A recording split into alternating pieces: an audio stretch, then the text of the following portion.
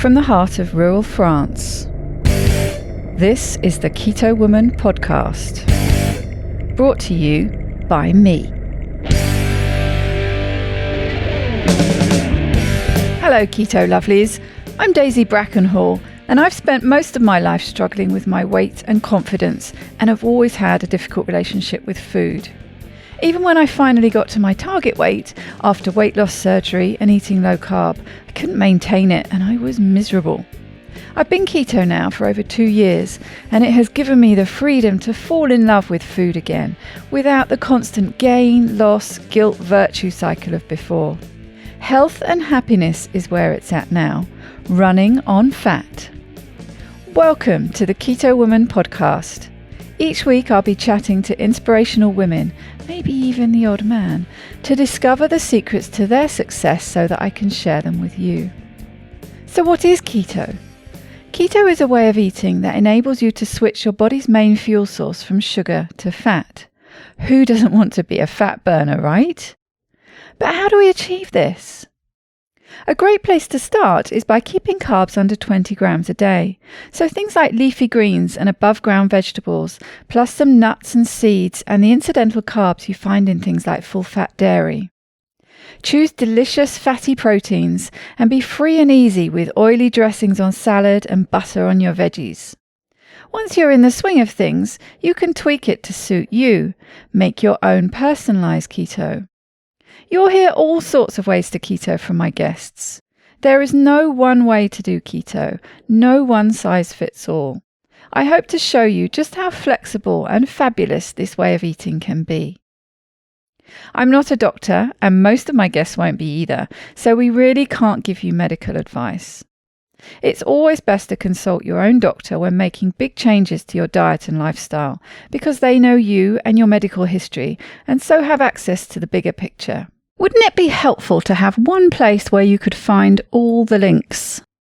Want to sign up to my new Patreon exclusive Facebook group, Daisy's Lovelies? No problem. How about subscribing to my YouTube channel? Please help me notch up my first 1,000 subscribers by going to links.ketowomanpodcast.com and following the YouTube link. Not following me on Instagram yet? Hit the Instagram button. You get the idea. All the buttons, all the links you need are at links.ketowomanpodcast.com. Thank you, Laurie Burt, for supporting me and this podcast by making a pledge at my Patreon page. Do you want to hear your name here at the top of the show? Are you enjoying this podcast and would like to help me make more episodes? Then head over to my Patreon page at patreon.com/KetoWoman or hit the support button on the Keto Woman podcast website. It means a great deal to me, and you will get to headline the show just like Laurie did today. Thank you for tuning in to episode number 118. This week is the turn of extraordinary man Raphi Sirtoli. I connected with Raphi via a friend request and we got chatting. True to form, I said he should come on the podcast, and here we are. Raphi Sirtoli has an MSc in molecular biology and is a PhD candidate in health sciences at the Behavioural and Molecular Lab in Portugal. His understanding of metabolism, nutrition and clinical medicine all goes into the Nutrita app he built with his team. He loves open scientific debate, CrossFit, football, hiking and cold water immersion. Brr. You can find out more about Raphi's app at nutrita.app and try it for free for 7 days. Should you wish to keep using it, you can get 20% off a monthly or annual subscription by using the code KWP20. This is the first part of our conversation, and Raphi talks about his app, the muddy waters of observational data, and the fascinating research he is doing for his PhD. Make sure to tune in next week for part 2, when he talks more about those cold showers.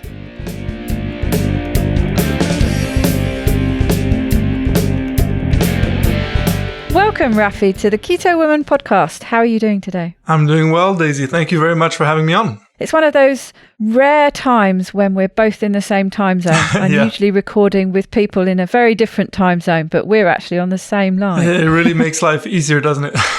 It does. It really does. We've kind of crossed paths before, but this is the first time we've met. You've been telling me a little bit about yourself before we start recording, so why don't you go on to tell us about you? Yeah, well, we were talking about what we're doing in the world of nutrition, basically, and how we came at it. And we were just basically thinking how far back it went in each of our cases. I think you said about 4 or 5 years for you that you've been sort of woke to the keto diet, as one might say. And for myself, I think it must go back to about 2009. Yeah, 2009, 2010. When I was really starting to pay attention to nutrition and what it could mean for health and how the history of nutrition really developed, because that was my entree into all of this through Gary Taubes' book, which takes a really historical perspective when he's making his argument about the causes of obesity.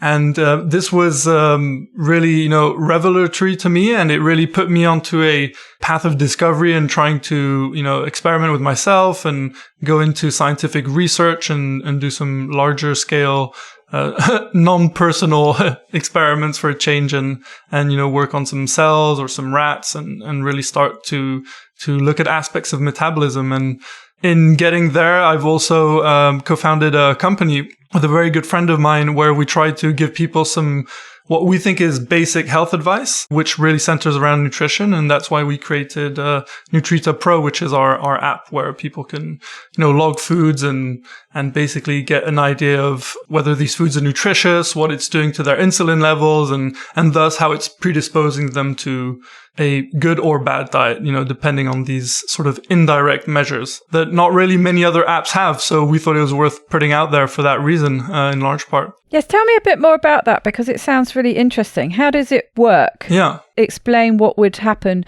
for me as a user. How would it work? So basically you'd arrive on the homepage of our website, and you can see right away that we're about helping you reach your goals. And these goals are pretty typical. It could be losing a couple of kilos. It could be lowering your blood sugars.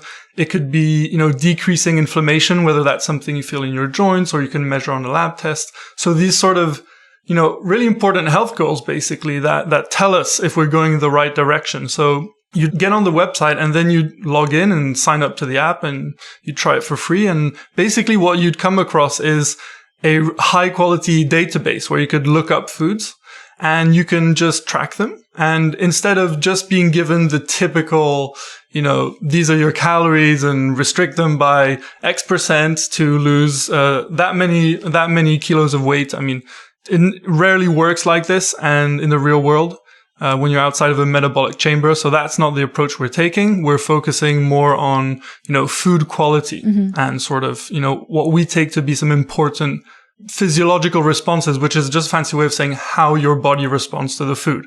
So, you would be confronted with the insulin load, which is a measure many people have never heard of, but it's pretty important when considering sort of how do I want to construct my diet? Because we all have ideas of, what's good for us. And I think it helps to have some objective measures for diet. They're very hard to create, to be honest, for many reasons, but we think we have a good one here with our keto score, our insulin index, insulin load, and, our nutrient density score, which is sort of my baby. It's, something that I was really interested in developing and did it with our team, because it really takes a team effort to do it. It's much too complex for someone like me who doesn't know programming and many other aspects that go into building something like that. Yes, it sounds like a lot of work. My brother-in-law is a website designer, app developer, all these things. And so I've had a bit of an insight into just how much work is involved in producing an app. It's incredible amount of work. Yeah, it's probably, I've never written a book, but I hear that writing a book is not too far off that. Those sort of all-consuming projects you have to really dive into to produce something worthwhile. Absolutely.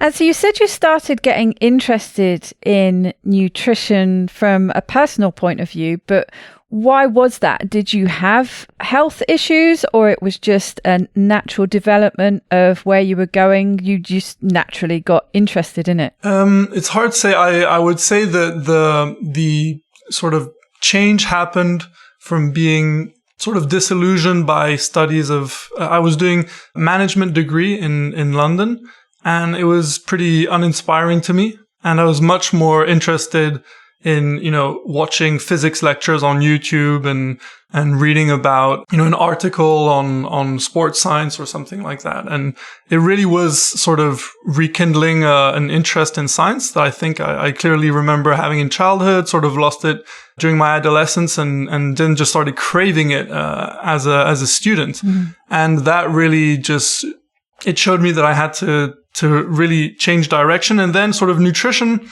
was sort of, I guess, it was lucky in the sense that I came across Gary Taubes' book. I can't even remember how. And then I put it down the first time because I couldn't get through it. It was too dense. And for some reason it didn't catch. And I think 2-3 months later, I picked it up again. And then for whatever reason, it's stuck. And it was pretty convincing. And it led me down many, many different avenues. So I just started picking up textbooks in biology to understand things he was explaining. And that's also when I started using Twitter and started to use PubMed and all of these different resources. That led me to really appreciate the richness of nutrition because it's history, it's culture, it's religion for the good and the bad sides. Mm. It's also some really complex science. So for me, it had everything. It opened up a whole load of rabbit holes, I bet. Yeah, and it allowed me to meet interesting people and make what I would think is a productive use of Twitter to ask smarter people than you some really good questions. So, I love the tool for that reason, however vitriolic it can get. Yes, absolutely. You were telling me earlier that you're working on your PhD. Tell me more about that. Yeah, so my PhD is on the metabolic side effects that you can suffer from when you take antipsychotics. And I'm studying that in a rat model. So I'm using rats. And those particular rats have schizophrenia. In a sense, we induce what the closest thing that we imagine to be schizophrenia in a rat, right. Which is, of course, as you can imagine, a very limited model. But nonetheless, we do our best to see, what these antipsychotics do to their behavior and what is the nature of the side effects that it has on metabolism. Because as many people know, unfortunately, when you take antipsychotics, people can gain weight, people can have disordered blood sugars. So not only is dealing with the mental health issue very difficult in and of itself, but then you also have just the additional side effects from the drugs that can be pretty significant to the point where people have to keep switching drugs, and they often get into a merry-go-round of drug switching. And in truth, there's not very good science on who's going to respond well to which drug. As much as that's touted, unfortunately, it doesn't appear to be that way to me. It seems very much, let's throw things on the wall and see what sticks, and try to do it in a conservative manner, taking care of dose and taking care of some aspects of timing. But really, we don't have a very good solution when it comes to antipsychotics and mental health. I think their effectiveness is sort of limited and debatable depending on which studies you look at. And so the interest for me was really trying to bring in the ketogenic diet to this study of metabolism side effects, because I had initially started out learning about anecdotes about people on bipolar and schizophrenia getting better from fasting or ketogenic diet, or I think there was even aspects of intense exertion, which can of course put people into a temporary state of low glycogen availability, and that being associated with very temporary improvements in mental health. And these kept pointing to a possible effect of the ketogenic diet. So that's why in my experiments, I put some of my rats on a ketogenic diet just to see, do the antipsychotics have the same effects on their weight, depending on which dietary context they're in? So these are sort of questions I wanted to explore in my PhD. That led me into a PhD in neuroscience, actually, because I'm looking at the brain as well. But I do come at it from a nutrition paradigm. So I have that opportunity to be working in that sector, and it's been pretty interesting. The life of someone who works in a lab isn't very glamorous, I have to say, but it certainly can be very, very interesting. Wow, that is a very interesting subject indeed. What made you choose it? Well, in truth, it's, it was a situation where beggars can't be choosers. And I was actually looking for lab experience, not a PhD in particular. And then This PhD presented itself. And I wasn't looking for neuroscience, but it was still very interesting to me. but it was a study of metabolism to some extent. And that is fundamentally the level at which I tend to approach questions of health. At least it's my starting point, I should say. I love learning new things in science. I'm not someone who can only stick to one subject and do that for 10 years straight. I do like to enjoy a larger picture if I can.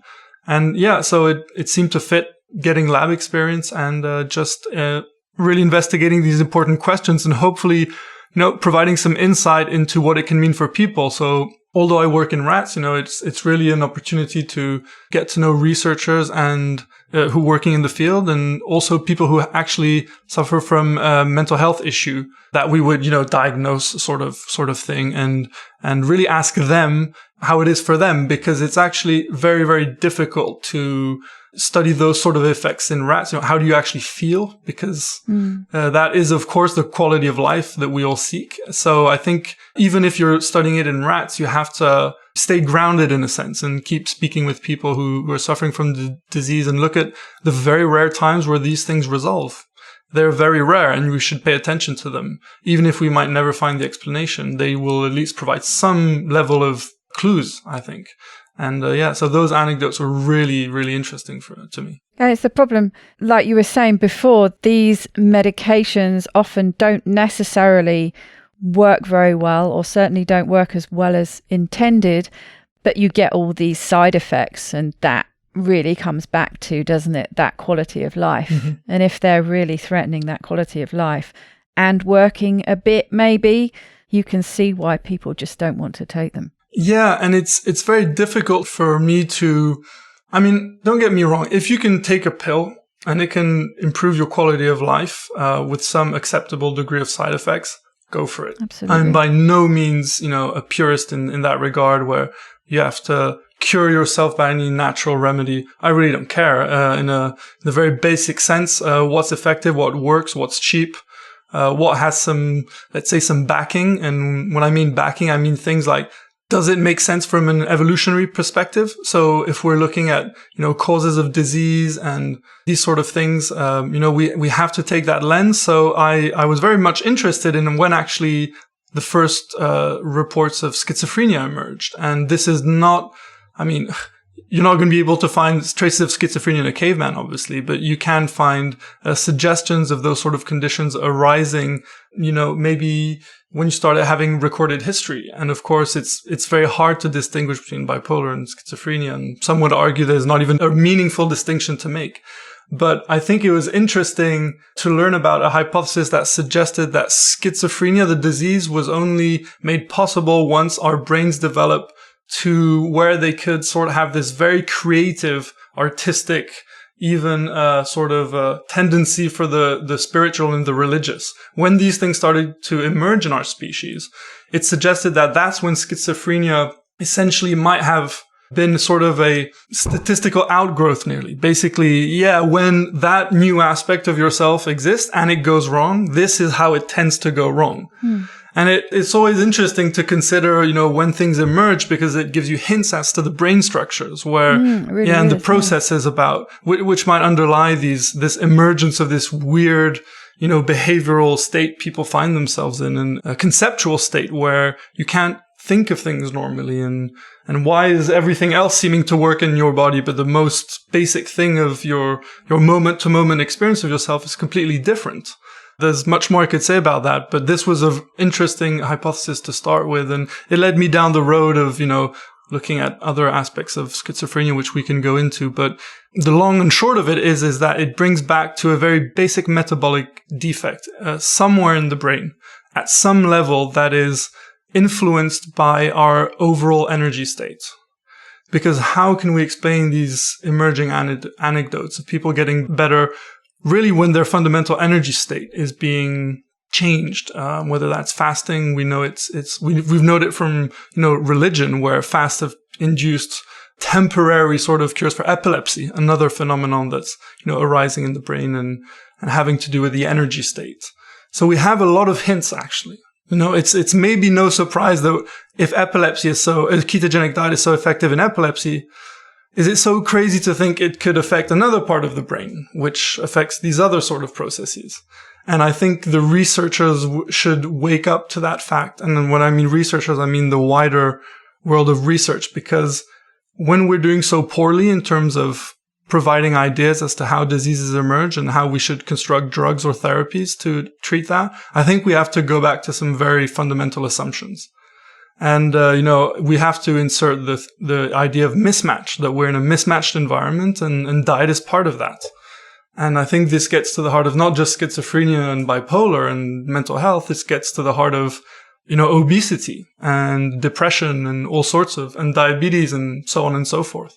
So that's why I can find a totally new subject interesting, because it's subsumed also by that aspect of shared pathology, basically. Yes, and it makes total sense to try and get back to every time what the root cause is. And I like that, where you look at it with that evolutionary lens, because that helps, doesn't it? Get back to trying to find these clues, trying to piece it together when it first came about. And like you were saying, just linking these different diseases and different states of being that all seem to be connected and all seem to be impacted by what we eat. And it just seems obvious that something I say so easy, it's not always so easy, is it, to change your diet, change your lifestyle? But something potentially so easy should be that sort of first line of defense before you start throwing these medications at it that don't necessarily work very well. Yeah. And I think, we can say the same thing for diabetes and obesity. Absolutely. And it's both encouraging in the sense that if we can get this one framework right and start having people appreciate this way of approaching questions of health and science, I think it could have a domino effect in that sense. Because it's not just in nutrition, like we were saying, it's in mental health. It's not even just in mental health. It's in, sports science and how we get elderly people or how we fail to get elderly people strong again, for example. We don't understand this question of mismatch very fundamentally. Or even, I would say, why we're still debating statins to this day.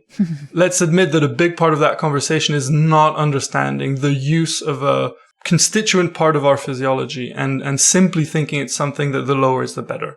And it's it's a problem in thought that it just underlies so many different aspects of the conversation. Yes, and these such long-held assumptions of things that they just are that way, that are just based on things that are so fragile, studies and things that are so fragile in the first place. It's only when you start unpicking them.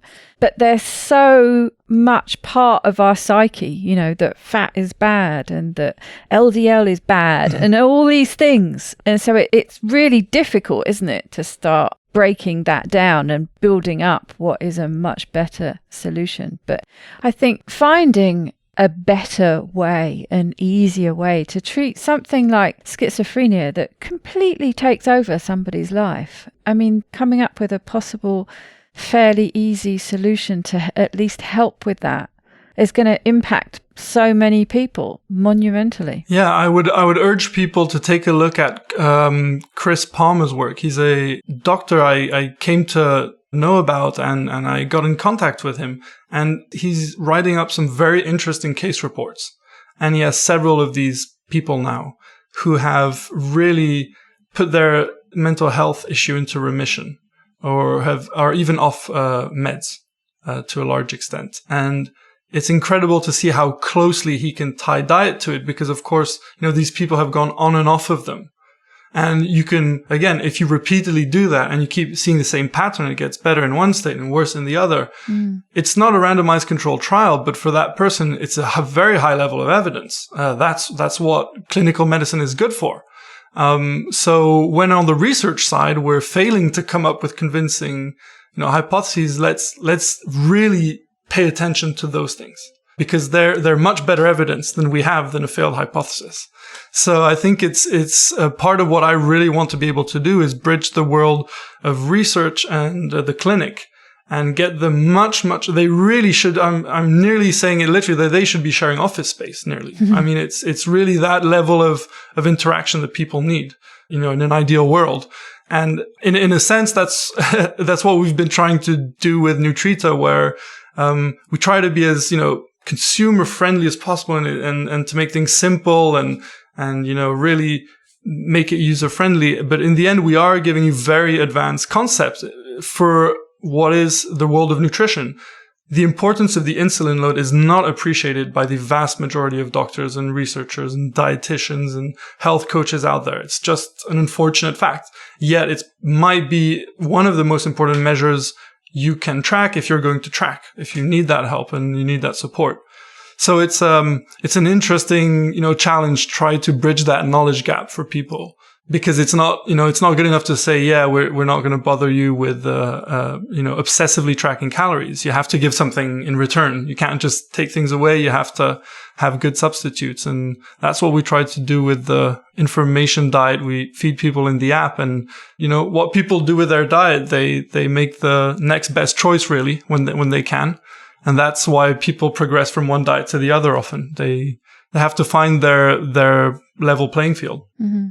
And have you found that you can get those kind of people interested, the doctors, the health coaches, so that you can use that app as a good way to bridge that gap that often seems to exist when people go to their doctors who aren't on board with them doing keto? Yeah, I've in my own life, so the doctors I've personally gone to see, they might as well be on the other side of the planet when I'm talking to them about those things. It's not even in their thought process. A lot of the doctors I interact with on Twitter, like every single one would pretty much agree that, some sort of telemedicine or some sort of continuous remote care of some sort, it makes total sense. And it's essentially how things are going to evolve in one form or the other. So that's the approach I take to it. So yeah, there is an interest, definitely. And those doctors who are more forward looking definitely, want to take advantage of that. And that's why we're always, discussing how it can fit their needs as well, of course, because they're like, oh, that's good. I might not have to repeat myself for the 100th time in my in my practice if I have to, if people have some sort of external support, because, you could use the same analogy for the gym. It's not what you do in the hour a day at the gym. It's also what you do the rest of the day. How are you sitting? Are you walking? Do you have a non-sedentary lifestyle? Right. So, it really comes down to do something to the point where it becomes a habit. And that's really I think that's the hard step for everyone is making things into a habit or undoing bad habits, of course. Yeah, very much so.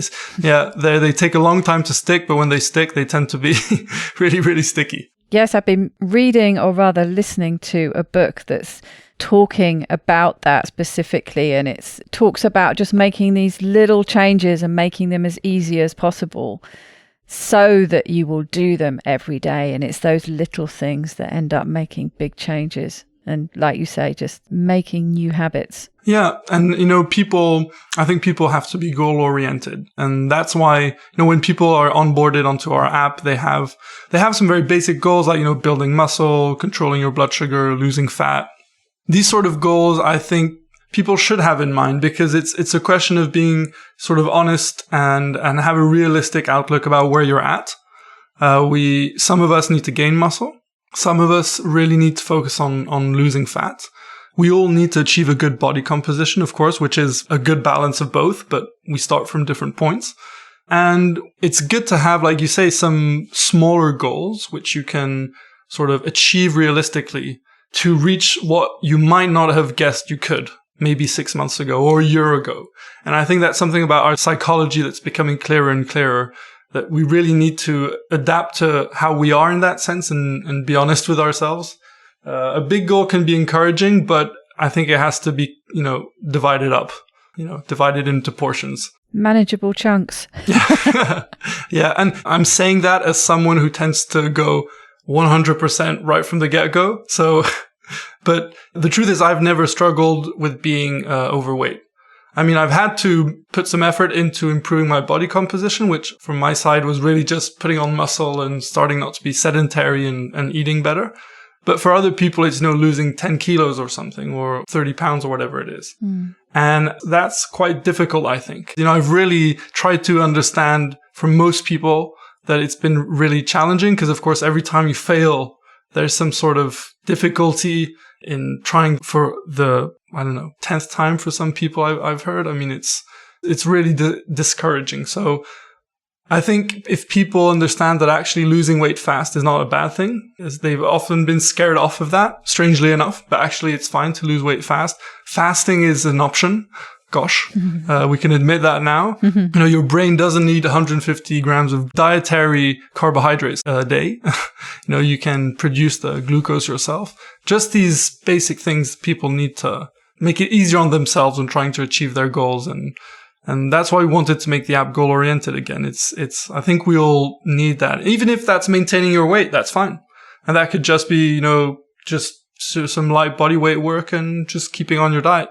But even that's still a goal, keep that in mind. Of course. And these things change over time as well, especially as you're changing. But I like the fact that, you think about the individual and tailoring it for them, because it's all completely different, isn't it? From one person to another, what their goals might be. But then even if they have the same goals, exactly how they're going to get there, the steps they're going to have to take are going to be different depending on them. And you mentioned before, you talked about this guy, Chris Palmer, the work that he's doing. And you touched on something there that I was discussing with Amber. And when we were talking before we started recording, you mentioned some of your pet peeves. And so I'd be interested to hear what your thoughts are, what your opinion is about. You listed one of your pet peeves as the muddled conversation around observational studies. And I had a very interesting chat with Amber about that. I'd like to hear what your take is on it. Yeah, it's epidemiology really has a bad rap, and deservedly so. But I think I think it's more a question of not understanding which tool to use for which job. What you're doing when you're reading dozens and dozens of anecdotes online, you're doing a very, very, very small sampling of the population, essentially. And epidemiological studies are larger samples, of course. But what you can do, and what the epidemiological study can do, is control the variables. As much as you might try, and you might present with some very complicated statistics, you can't really control the variables, allowing you to infer causality. Say this happened because of that. This method of just looking at what happens at the level of population is great for generating ideas and hypotheses and disconfirming maybe some precedent, some older ideas you may have. So no one is going to ignore epidemiology. As much as we criticize it, we all look at it, we all consider it. It's all part of our thinking. It's just how even our brain works. We make a lot of correlations, even without, making them explicitly. Our brain just does that. So we're not getting rid of it, but we really, really, really have to get sort of real with the expectations we have from it, and how we sort of casually, it's hard because sometimes we're not even specific enough when we're talking about an observational study or a scientific experiment, which are, of course, very different things. And I think this is really difficult at the level of research. Researchers have to think about this a lot. But I think it's also very difficult for the sort of layperson who has to deal with news headlines. And if I could have if I had a magic wand, and one of the things people would be taught would be some basic statistics. Maybe even more importantly, some very basic fallacies that I would have Nick Mailer teach to everyone who signs up to Twitter. You have to go through 10 slides through this course and learn about your logical fallacies and agree correlation is not causation, and then click privacy policy and all that. Then you can use Twitter. So yeah, it just makes everyone's life easier. And it's good I'll give everyone a very, very quick tip. Don't make your argument based on a correlational finding to support your idea, but make your argument from one that disproves a proposed causal relationship. So use it to disprove them, and sort of realize it's kindling for the creative fire. It's not to understand really how something works, the mechanics of it, infer the truth. So I think if people just started using it that way, it would make their lives easier as well, I think. They'd be less tricked into some false beliefs. Yes, it's difficult, isn't it? And you can come at it from different directions. We just mentioned back there the idea that still is quite pervasive, that fat is bad, although it's starting to change, isn't it? I remember having such an interesting conversation with Nina Teicholz, who of course just pulled all these studies apart. The whole foundation that this general piece of advice that's given, the whole foundation that it's based on is just so shaky that it can't possibly hold it up. And so, yes, absolutely right that you can't make this sweeping, generalized piece of advice based on those studies. But the interesting conversation that I was having with Amber was coming back at it from a different way of saying you can't necessarily tell an individual you should feel this way or your body should behave this way because I have a scientific study to prove it. That's when it becomes important, your own observational study of what happens with your own body. Yeah. It's a fascinating thing. I could go sort of round and round in circles where you can say doesn't work well for one thing, but I want to use it as a strong reason when I'm talking about myself.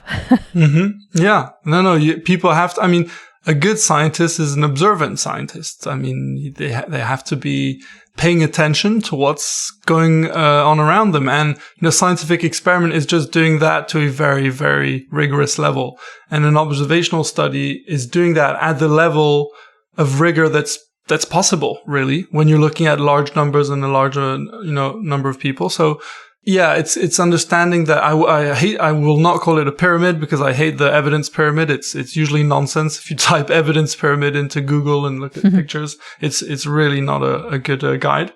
But yeah, there's the conversation is very muddled. I just see it every day. It's funny. It's one of those things where you could look at people's, 3-letter acronyms after their names and assume that they would not make the mistakes, but they really are as pervasive amongst the very educated people, I would say. They really do seem, it's one of those things where, yeah, it's hard to eradicate in one's mind. I think you can only do it temporarily at best when really making an effort. Like you say, I think muddled conversation is a very good description of it. Yeah.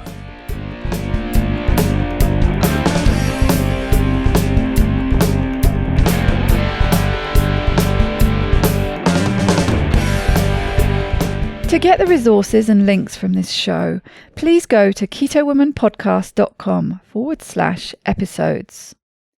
Please share this podcast with as many people as possible by sharing one of my links or just taking a screenshot of an episode that you enjoyed.